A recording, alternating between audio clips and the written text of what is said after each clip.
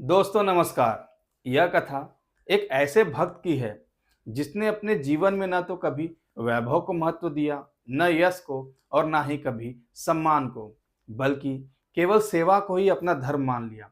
जब तक संपन्नता थी उसने सभी को खिलाया, जब धन समाप्त हुआ तो कर्ज लेकर खिलाया, कर्ज चुकता न हो सका तो चोरी करके भी खिलाया, पर खुद के लिए उसने कभी कुछ न रखा। संत सेवा को जिसने धर्म बना लिया उसके लिए स्वयं भगवान श्री कृष्ण और माता रुक्मणी घर जाकर भोजन सदृश प्रसन्नता लेकर प्रकट हो जाते हैं। हम बात कर रहे हैं भक्त हरपाल की। एक गांव में हरपाल नाम के एक भक्त रहते थे। वह दिन रात भगवान का भजन करते, कथा सुनते और नाम जपते थे, परंतु वे विवाह नहीं कर रहे थे क्योंकि उनकी इच्छा थी जिसके मन में भगवान श्री कृष्ण के प्रति उतनी ही श्रद्धा हो, वैसी ही भक्ति हो, वही मेरी जीवन संगनी बननी चाहिए। एक दिन एक रिश्तेदार ने बताया कि तुम्हारे योग्य एक कन्या मिल गई है। तब हरपाल जी ने पूछा कि आखिरकार उसमें क्या गुण है। तब उनके रिश्तेदार ने बताया कि वह मन से एकदम तुम्हारे जैसी है, लेकिन कन्या ने एक शर्त रखी है कि वह उसी से विवाह करेगी जो रोज 1000 संतों को प्रसाद का भोजन कराता होगा। यह सुनकर हरपाल जी बहुत प्रसन्न हो गए और कहने लगे, अरे ऐसी भक्ति भाव वाली कन्या कहाँ मिल गई तुम्हें? और अब तो इसके लिए मुझे मुहूर्त निकालने की भी जरूरत नहीं, कल ही विवाह करा दो। और विवाह हो गया। विवाह के समय कन्या ने पुनः शर्त दोहराई कि हरपाल जी प्रतिदिन 1000 संतों को प्रसाद खिलाना होगा। हरपाल जी ने प्रेम पूर्वक कहा कि मैं निश्चित रूप से करूंगा। विवाह के बाद हरपाल जी ने प्रतिदिन 1000 संतों को प्रसाद कराना शुरू कर दिया। शुरुआत में उनके पूर्वजों की बची हुई संपत्ति और धन से सब चलता रहा। दिन बीतते रहे, महीने बीत गए, 1 साल तक सब आराम से चलता रहा। 1.5 साल तक भी सब ठीक ठाक चला, लेकिन फिर धीरे धीरे धन की समस्या होने लगी। धीरे धीरे हरपाल जी का धन समाप्त होने लगा। हरपाल जी ने पत्नी को चिंता में न डालने के लिए उनसे कुछ भी नहीं बताया। वे सोचते थे कि शर्त पत्नी की है और सेवा मेरी है और कृपा ठाकुर जी की है, तो उसे यह दुख क्यों बताएं। धन खत्म हो गया तो उन्होंने दुकानदारों से कर्ज लेना शुरू कर दिया।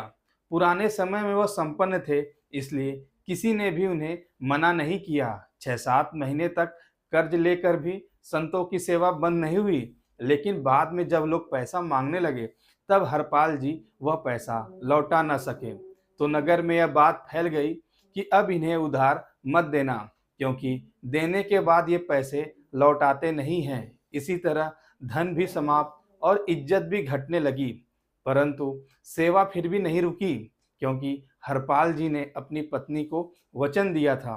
अब यह स्थिति हो गई कि न तो धन बचा, न कोई कर्ज देता और ना ही कोई अब सहारा बचा।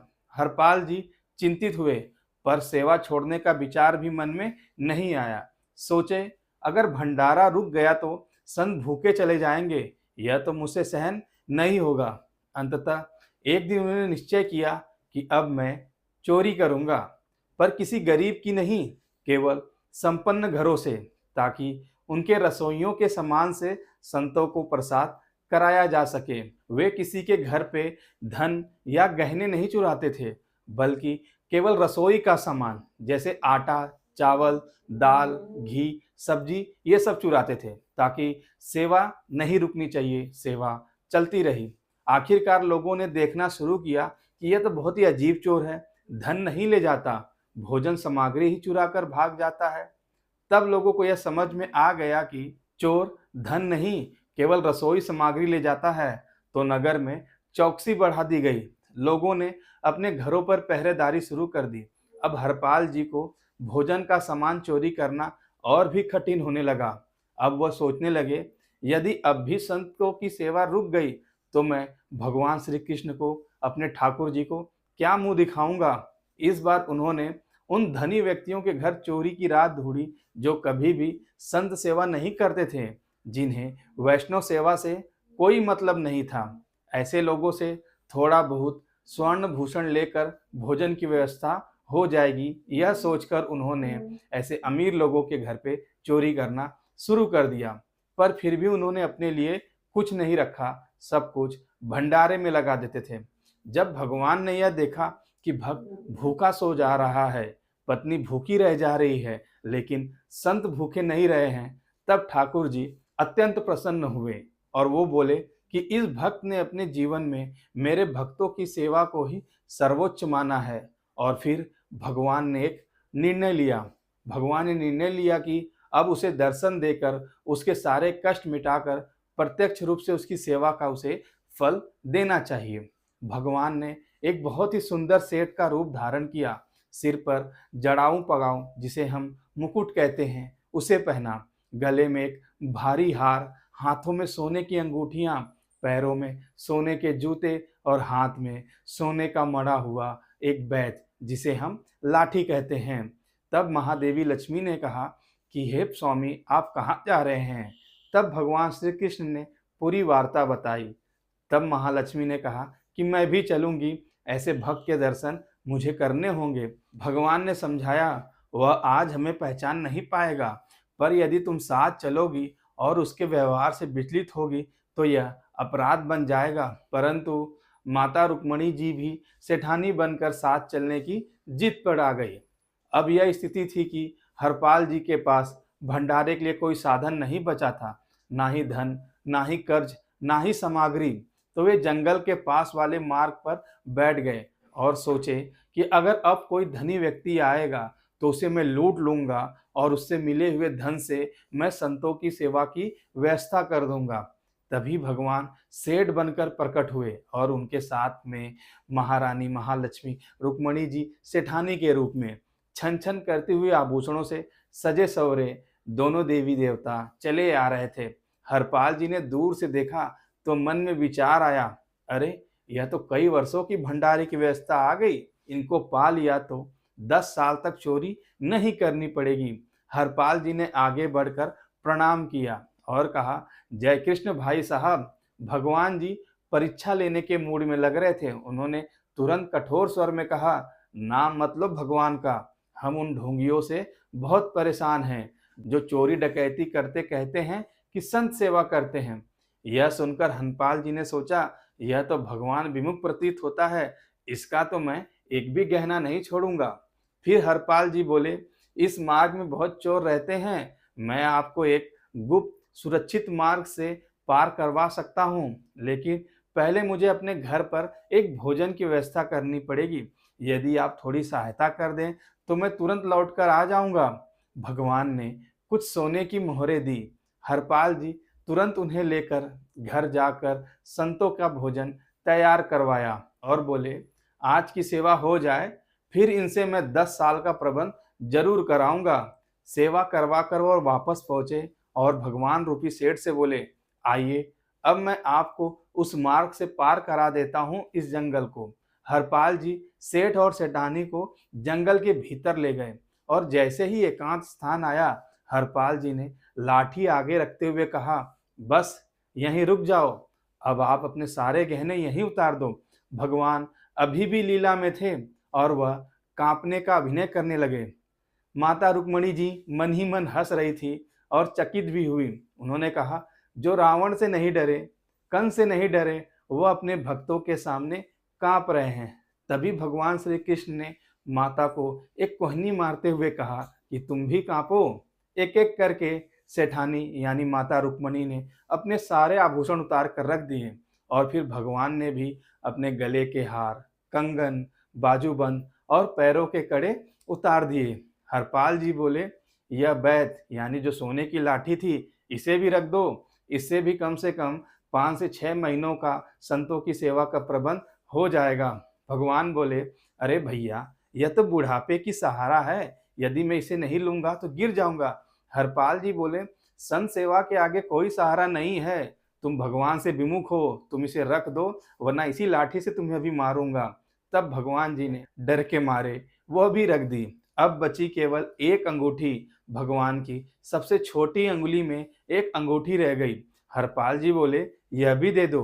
भगवान ने बहुत ही विनम्र निवेदन किया कि भैया, यह तो बचपन की है, यह निकलती नहीं, उंगली से उतर ही नहीं पाती है। लेकिन हरपाल बोले, तुम क्या जानो इससे कितने दिनों की संतों का भोजन होगा, मुझे यह भी चाहिए। वह अंगूठी खींचने लगे। जब न निकली तो बोले, ठीक है, लाओ, संतों की सेवा के लिए तुम्हारी यह उंगली ही काट लेता हूँ। जैसे ही उन्होंने भगवान की उंगली को काटने का प्रयास किया, तुरंत श्री कृष्ण अपने दिव्य संग, चक्र, गदा, पद्म सहित अपने वास्तविक रूप में प्रकट हो गए और माता रुक्मणी जी अपने वास्तविक रूप महालक्ष्मी के रूप में दिखाई देने लगी।